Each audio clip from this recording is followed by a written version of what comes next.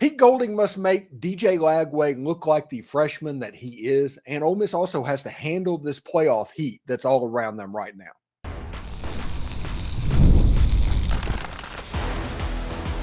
You are Locked On Ole Miss, your daily podcast on the Ole Miss Rebels, part of the Locked On Podcast Network, your team every day. Welcome to the Locked On Ole Miss Podcast, your daily podcast on the Ole Miss Rebels, part of the Locked On Podcast Network, your team every day. Hello, I'm Steven Willis, a 10-year veteran member of the national media with Yahoo Sports and a former Ole Miss staff member as well. Today, we're breaking down the Ole Miss game versus the Florida Gators and why it's going to be the defensive line's ability to disrupt Florida's freshman phenom quarterback, DJ Lagway. It's the key to this matchup, honestly. Pete Golding's defense will aim to muddy the picture for Lagway, while Billy Napier tries to simplify it with clever play designs as well. Plus, how's Ole Miss going to handle all of this playoff noise swirling around them right now? The downside of being in the conversation is that you are actually in the conversation. And for Ole Miss, that's kind of uncharted territory. They'll need to prove that they can take the heat and show that they truly belong. Stay tuned for the Locked On Ole Miss podcast, your best coverage on this and more. We're free and available on all the podcast apps and on YouTube. Thank you for making Locked On Ole Miss your first listen every day, and a special hello to the insiders and everydayers who make the show what it is. Don't forget to find a second listen on the network. Chris Gordy at Locked On SEC and Corey Burton at Locked On Vandy offer great perspectives on college football, the SEC, and heck, even Ole Miss. So check them out as well. Today's episode is brought to you by Game Time. Download the Game Time app, create an account, and use code LOCKEDONCollege for $20 off your first purchase. Biggest game of the season for Ole Miss right now. Every week that Ole Miss plays, it gets more and more important. And this Florida game we talked about in the preseason is one of the three traps that were at Ole Miss's feet. And Arkansas, they handled that. Oklahoma, they handled that. This game is going to be massive for Ole Miss because if Ole Miss loses, they're not going to make the playoffs, and we're going to be sit here not elated on Saturday evening and what's going on. But if you look at what's happening and everything that could go on, Ole Miss should win the game. Ole Miss is two true freshman quarterbacks away from making the playoffs right now. Ole Miss just has to win those games. Now, they're talented quarterbacks, both of them. I've seen DJ Lagway and I've seen Michael Van Buren. I haven't seen Martin Van Buren. Some people might call me old, but I'm not quite that old. But both of them are very talented quarterbacks. They play for teams that are going to play really, really hard. And I talked about yesterday about how Florida played really, really hard against LSU, and they got the win to show for it, even though getting beaten time of possession like 2-1 as well. So the keys to victory in this game is Ole Miss's defensive line has to really affect DJ Lagway and bring out the true freshman in him.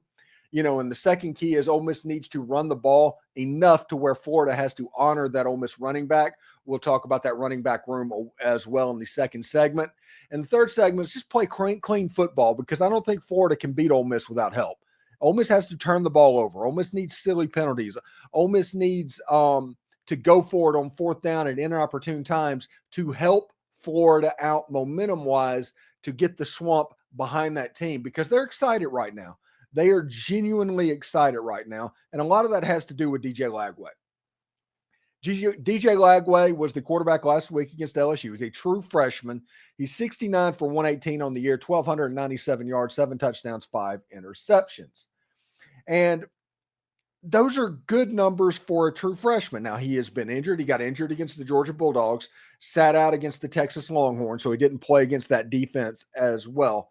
So the numbers could be skewed a little bit by DJ Lagway putting up 500 yards against Samford. That could change everything. Remember, in this game against LSU had the time of possession advantage of 2-1 in that situation. And LSU was not able to put the ball in the end zone, which Ron Roberts, the defensive coordinator for Florida, is pretty good at doing in the red zone. We saw him at Baylor. We saw him at Auburn. Now we're going to see him at Florida. And Florida has some pretty good athletes, okay? Florida had like 15 players that were Senior Bowl watch list level players. We're going to talk to Brandon Olson about all of this a little bit later on in the week. But the real reason that everybody's excited is because of DJ Lagway. They have the whole thing. Like Georgia did not play particularly well, but they're like, well, if DJ Lagway would have played the whole game, Florida would have beat Georgia. And it's like, I don't know. That's one of those things that people can just say. But Lagway did complete a really nice pass down the field and resulted in a touchdown, a deep ball in that game. Aiden Warner, I think is his name, the backup quarterback, played against Texas. They didn't really tell you anything. And Graham Mertz is out for the year. Florida played Tennessee really close and got the game into overtime before missing a field goal. Billy Napier quietly has done a decent job coaching this team this year. And we're in a situation to where, all of the noise that's been around this corner, around this program, this whole season that started basically after the season opener against Miami has been false. It's been completely counterproductive that you do that because you have a coach and a team that's likely going to a bowl game. I mean, they're likely going to at least Birmingham or Memphis at 6-6 because Florida State's still in the schedule and they have 5 wins. So that's good that their path is still there. This is not a must-win game. A loss to LSU. If LSU would have beaten Florida 42-14, this week's game, I'd feel a lot worse about it than I do. If you look at the betting line right now, Ole Miss just gone up to a 10.5 point favorite. The over-under has gone down a little bit. DJ Lagway, though, is a true freshman quarterback, and all of the excitement that happens, Elijah Badger, the whole 9 yards, DK at wide receiver, those guys, all the excitement is coming out of him. Now, they do have a running back that I want to talk about as well. His name's Jaden Baugh. I think he's out of Atlanta. He's a 230-pound running back, 95 carries, 476 yards, 7 touchdowns. All right, so I bring both of those up because you have freshmen in the backfield and you have a freshman at quarterback that may or may not be able to move at that level because whenever DJ Lagway is healthy, you can't play 2-man against him. He's too mobile for quarterback. He has a chance to be really good. But with a tweaked hamstring that they're probably being as careful with as they can, they're not going to run the quarterback. So Florida's job is going to be to make this as simple as possible for DJ Lagway and Jaden Baugh in the running back room to try and stay on the field. They don't need another 40 to 20-minute time of possession. And Ole Miss's offense itself doesn't really lend itself to a 40 to 20 time of possession disadvantage. But if you can keep this simple and do all the window dressing, Billy Napier motions more than anybody not named Sark in the entire SEC.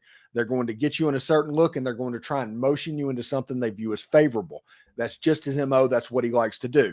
And from there, he's going to try and use quick passes, hitches, screens, and the running game to try and take you apart. They do not throw the ball desperately downfield normally. Now, DJ Lagway does throw the ball downfield. The other thing that you see that they tried to keep DJ Lagway protected by was get him in the pistol, 3-step drop, throw a back shoulder fade down the sideline, and that worked to Elijah Badger against LSU several times.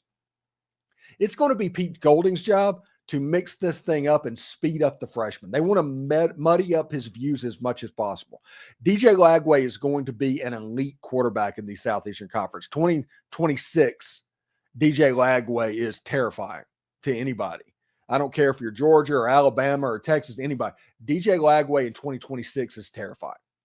So, but DJ Lagway in 2024 can be gotten. He is a true freshman quarterback. He will put the ball at risk. He will throw the ball downfield. So if Ole Miss can confuse this quarterback and speed him up a little bit, you have a situation where you probably can get a couple of 3-and-outs, especially if you can stop the run. Montrell Johnson came back, joining Jaden Baugh, and number 24, I forgot his name. I apologize about that. The running back for Florida. Really good as well. Jacoby Jackson, that's his name. For Florida running the football, they have 3 backs that are right around 300, 400 yards, and they like to run the ball. Now, we will see exactly how this goes with this quarterback. Again, I'm going to bring up his numbers. DJ Lagway, 66 of 118, 1,297 yards, 7 touchdowns, 5 interceptions. Nearly 500 yards of this was against Stanford. So that needs to be kept in mind, but he's only started 4 or 5 games. If you look overall, completion percentage-wise, Graham Mertz was at about 77% going into the season. DJ Lagway is about 58%. That's because he throws the ball downfield. He has decent anticipation. He's not afraid to put the ball up for grabs if he thinks his guy is going to be able to make a play. Pete Golding handling DJ Lagway and speeding him up and making him look like a true freshman that he is a key, because the Florida offense can bog down if the quarterback is not playing particularly well. They like to run the ball. They like the screens, the hitches, and all of that. And they've got some really good players, as we mentioned, 15 Senior Bowl watch list players on this roster. Bad quarterback play, like everybody else, it can be problematic. And with Ole Miss's defensive line and a quarterback that may not be completely 100% with a hamstring, that they don't want to run him around, maybe you can play a little two-man against the Florida Gators. Maybe that's something you can do. Maybe you do that until DJ Lagway proves that he can beat you doing that. So we'll see exactly how it goes and how much it will work out for the Rebels on Saturday. Up next, we will dive into the Ole Miss running game, and search for Saturday's bellwether running back. Lane Kiffin has faced Ron Roberts before in the 2022 Sugar Bowl and last year against Auburn, where Roberts has excelled at making the Rebels one-dimensional. Can Bentley, Thomas, or Amos step up? Or will LSU transfer finally get on the field? Will he be the wild card in Logan Diggs against the Gators? Stay tuned. Hey, Ole Miss fans, listen up. You need to download the Roy app. You've heard us talk about Roy this season and how they're revolutionizing the NIL industry. Roy allows you, the fan, to have a say in who gets the money in the NIL space from you. And here's what I absolutely love about Roy. You get your money back if that player transfers. Roy is helping Ole Miss keep its team intact, and it's actually good for the game long term. Remember when Jackson Dart broke nearly every Ole Miss record passing against Arkansas, with Jordan Watkins having a career game as well? Now you can show your support for Jackson Dart or Jordan Watkins or whoever else by depositing a little appreciation into that player's account. To do so, download the Roy app and see what that logo looks like. If you are watching on YouTube, go to joinroy.com. Now, let's spotlight the Roy Locked On Player of the Week. This week, I went with South Carolina's Lenore Sellers. His drive at the end of the game for the Gamecocks is key, as Ole Miss is now guaranteed 2 top 25 victories this season. We're going to throw a little money into his account on Roy. Every contribution counts, $10, $20, it all adds up, and it is going to help your favorite players stay put. Troy, join me and show some love for Lenore Sellers and helping Ole Miss out. Download the Roy app and go to joinroy.com to joinroy.com today. Use promo code Locked On. Every athlete from every team is in there. No purchase is necessary. Void where prohibited. Go to joinroy.com for full terms. Roy, support the players, change the game. And Game Time is the place to get your Ole Miss tickets. You know, with killer last minute deals, all in prices, views from your seats, and the lowest price guarantee, Game Time takes the guesswork out of buying Ole Miss football tickets. You know, Vaught Hemingway doesn't have a bad seat in it, but you can see the exact view from that seat before you buy the ticket with Game Time. Do the same thing with the pavilion as well. They have the lowest price guarantee, event cancellation protection, job loss protection, etc. Take the guesswork out of buying Ole Miss tickets with Game Time. And with this being the most anticipated season in Ole Miss history, I may be able to help you out with tickets as well. Download the Game Time app, create an account, and use code LOCKEDONCollege for $20 off your first purchase. Terms apply. Again, create an account and redeem code LOCKEDONCOLLEGE for $20 off. Download Game Time today. Last minute tickets, lowest price guaranteed.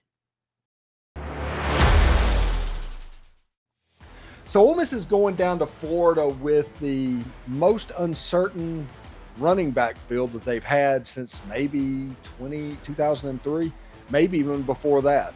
I understand that like Goldie McClendon got the touchdown, the put away touchdown against the Florida Gators in 2003. But there was that Tremaine Turnell, Ronald McClendon combination, honestly, and just between you and me, if Ronald McClendon would have made it through that whole 2003 season, Ole Miss would have probably beat LSU. Just my opinion there. But I digress. This is probably the worst the Ole Miss running back room has been since they faced Florida in 2003, 2002. At that point, Bashan Pearson, Tremaine Turner, Ronald McClendon, there's some similarities between that 2003 team running the ball and this 2024 team. When you have Ulysses Bentley IV, who's an excellent running back, he's probably the starter on the field. He has a little over 200 yards on the year and 2 or 3 touchdowns. That's something to pay attention to.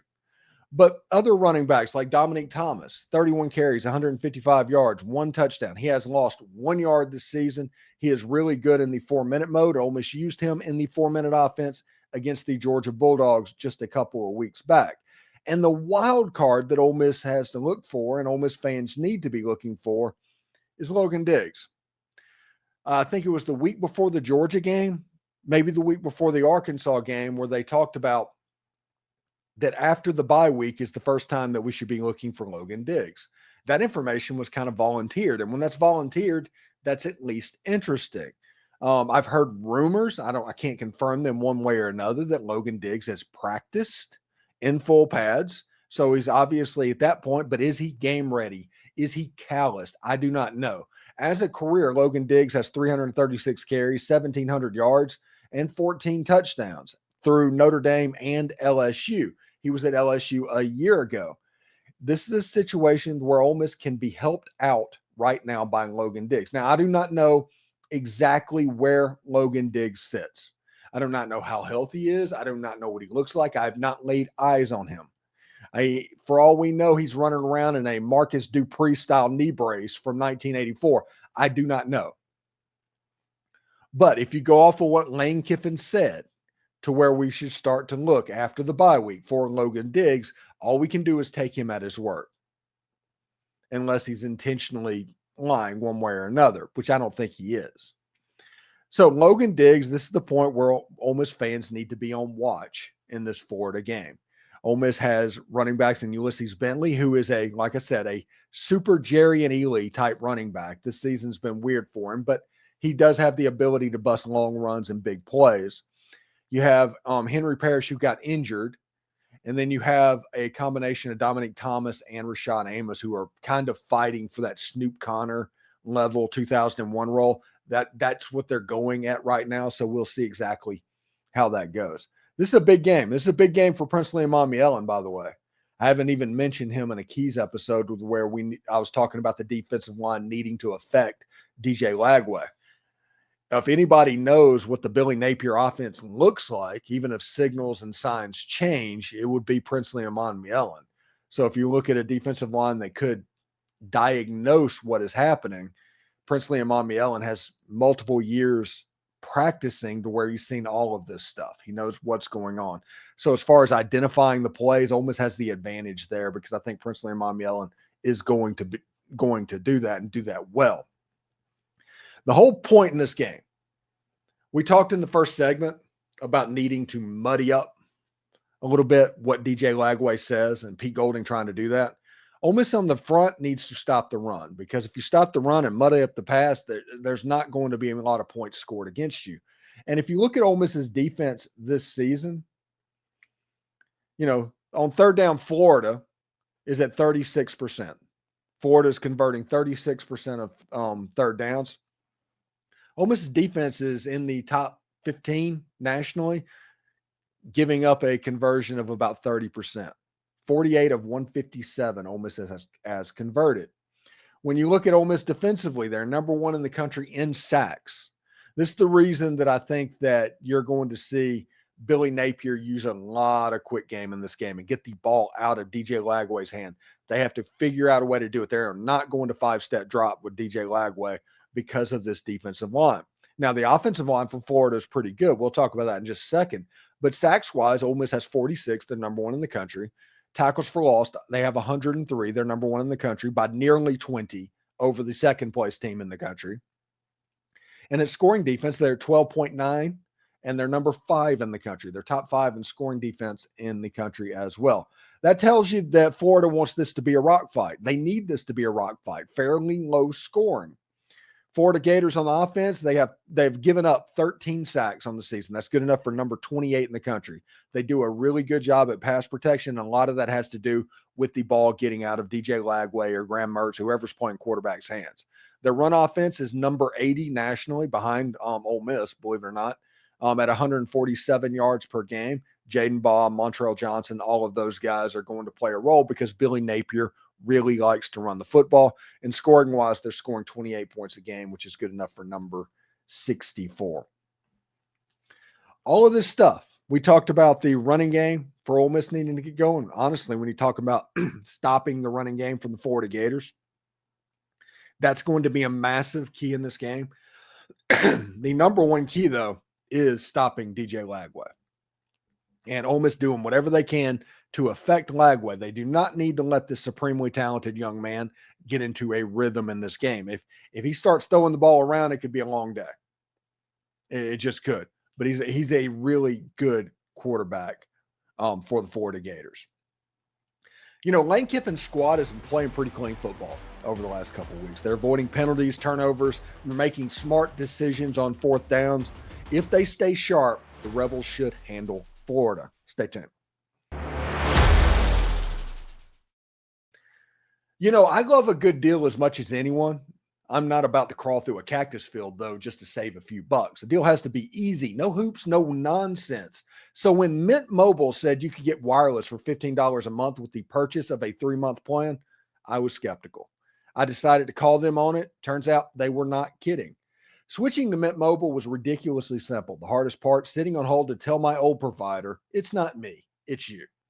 Here's the deal. With Mint Mobile, all 3-month plans are just $15 a month, even their unlimited plan. You get high-speed data and unlimited talk and text on the nation's largest 5G network. Plus, you can bring your own phone, your number, and all of your contacts. The website's super easy to navigate, purchase, activate, and boom, you are set. So if you're ready to stop overpaying for wireless, go to mintmobile.com/lockedoncollege.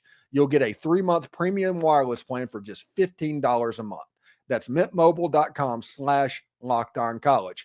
Cut your wireless bill to $15 a month at mintmobile.com/lockedoncollege. They $45 payment upfront required, equivalent to $15 a month. New customers on the first 3-month plan only. Speed slower, above 40 gigabytes on the unlimited plan. Additional taxes, fees, and restrictions apply. See Mint Mobile for details. And that's it. Affordable, premium, wireless, made easy. So that is pretty good. Oh, the Mint Mobile thing sounds interesting, by the way.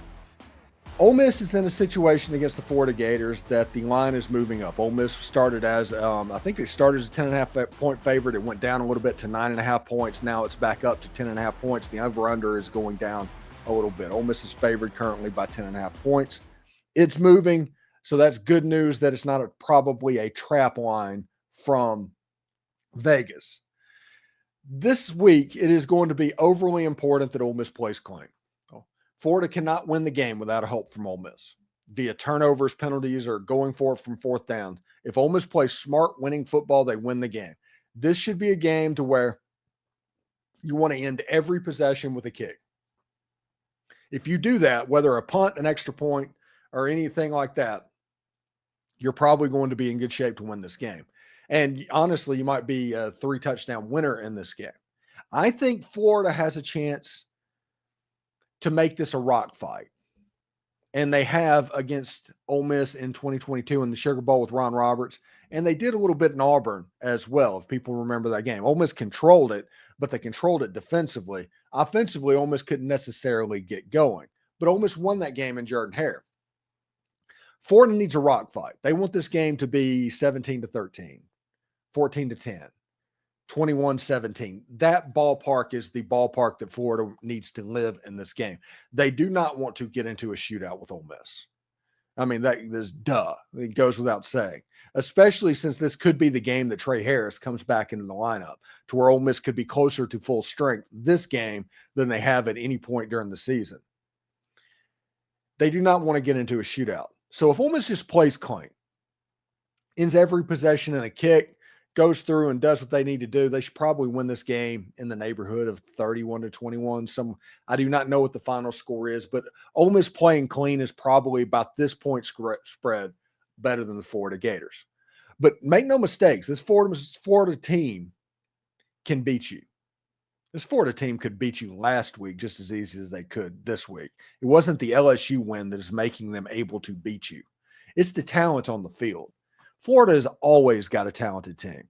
Now, they haven't necessarily had a quarterback over the last couple of years, and their skill position players has been very not Florida-y, if that makes sense. But Florida does have athletes on the field, judged by 15 players that were Senior Bowl watch list players at the beginning of the season. There's talent on this team. And if you looked against LSU, they were able to sack Garrett Nussmeier 7 times. LSU had given up 6 sacks in the course of the whole year. They gave up 7 sacks last week. Now, that tells me a little bit that has to do with effort. When LSU got beat by Alabama, they kind of went into quit mode a little bit. LSU was able to get their sack total for the season more than doubled. So I do not know if Florida's performance in pass rush against LSU was due to the Florida players, Ron Roberts scheming up protections, maybe, or just the fact that the effort wasn't quite there from the LSU Tigers. And their season, they knew it was essentially over because they were trying to figure out how many opt-outs they were going to have in the Texas Bowl this year. But that's the way that works. Ole Miss needs to play clean and avoid shot turnover plays. Florida picked off Carson Beck 3 times in the cocktail party, made that game a lot closer than it needed to be. Florida is really good at turning over other teams. That's a very opportunistic defense. And honestly, defense and running game carrying a Florida team is just weird to see, a team that used to be coached by the old ball coach. So we will see exactly how it looks. Again, if Ole Miss plays clean and does not help Florida, there's not really a path for Florida to win. Ole Miss is probably the better football team, and record and everything else would show that.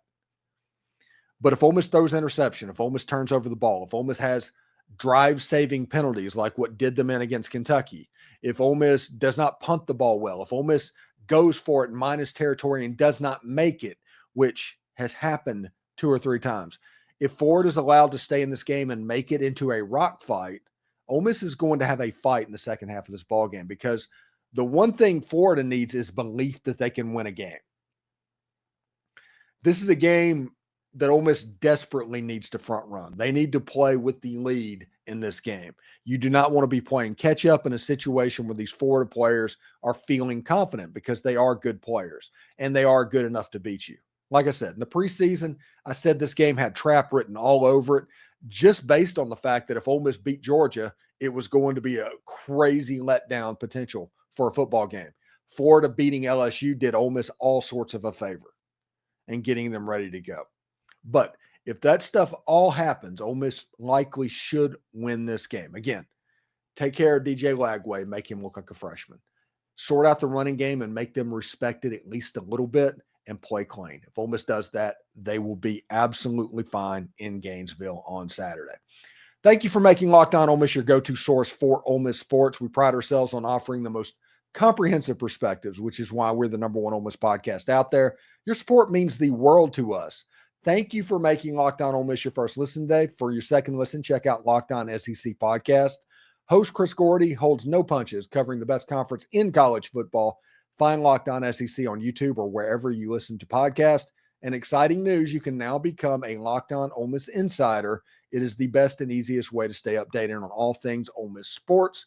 Our texting program sends you notifications on anything relevant without the hassle of message boards filled with trolls. Enjoy a 14-day free trial. Experience the future of college sports coverage. We're adding new perks as we go, so do not miss out. The link is down in the description. And also tonight at 7 Eastern, I think, 6 Central, we'll have a nice live stream reacting to the playoff show. And it's going to go as long as it takes for Ole Miss to get named in this playoff show. It's usually about a half-hour thing. But for those of you watching on YouTube, we're going to send you Locked On College Sports right now. Howdy toddy, everyone.